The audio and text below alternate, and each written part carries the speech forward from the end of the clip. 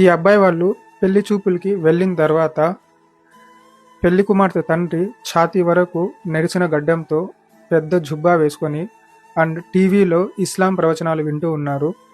And పెళ్లి చూపుల కార్యక్రమం మొదలుపెట్టే ముందు దువా అయితే చేశారు, ఈ కార్యక్రమం మంచిగా ఇదవ్వాలి అని.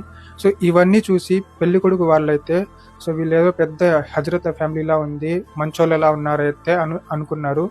ఇంకా పెళ్లి కూతురు తండ్రి, మాకు 7 మంది సంతానము, ఒక అబ్బాయికి పెళ్లి చేశాము, ఆయన సపరేట్గా ఉన్నారు. అండ్ ఇంకో అమ్మాయికి పెళ్లి చేశాము, వాళ్ళు మంచిగా ఉన్నారు. ఈ అమ్మాయి రెండో అమ్మాయి, మేము పెళ్లి చేయాలనుకున్న అమ్మాయి. అండ్ ఈ అమ్మాయి 10వ తరగతి వరకు చదివింది. ఇంకా తర్వాత చదువు అబ్బగా చదువు నిలిపేసి ఇంట్లోనే ఉంచాము, అరబిక్ ఖురాన్ అయితే చదివింది అని అయితే చెప్పారు. ఇంకా అవన్నీ విన్న తర్వాత సో వీళ్ళు పెళ్లి కొడుకు వాళ్ళైతే, మాకు ఎటువంటి కట్న కానుకలు అవసరం లేదు, అమ్మాయి మంచిగా ఉండి మా అమ్మను అండ్ మా ఫ్యామిలీని మంచిగా చూసుకుంటే చాలు, అటువంటి అమ్మాయి కోసమే మేము చూస్తూ ఉన్నామంటే మా అమ్మాయి చాలా మంచిది, అది ఇది అయితే చెప్పారు.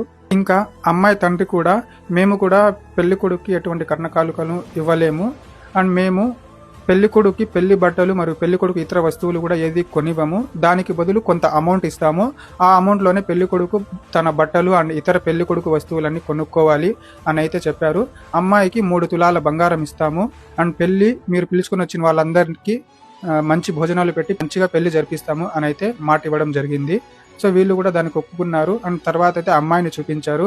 ఇంకా ఈ అబ్బాయికి ఏం చెప్పాలో అర్థం కాక బయటకు వచ్చి నిలబడి ఆలోచించుకుంటా ఉన్నాడు. ఇంకా తన కుటుంబ పరిస్థితి, ఒప్పుకుందామా వద్దా అని అయితే ఆలోచించుకున్న సమయంలో వాళ్ళ మేనత్త అయితే బయటకు వచ్చి, నువ్వు కూడా ఇలాంటి పేద కుటుంబంలోనే కదా పెళ్లి చేసుకోవాలి అనుకున్నావు, ఫ్యామిలీ కూడా మంచిగా ఉన్నట్టుంది, ఒప్పుకో అని అయితే వాళ్ళ మేనత్త కూడా చెప్పడం జరిగింది.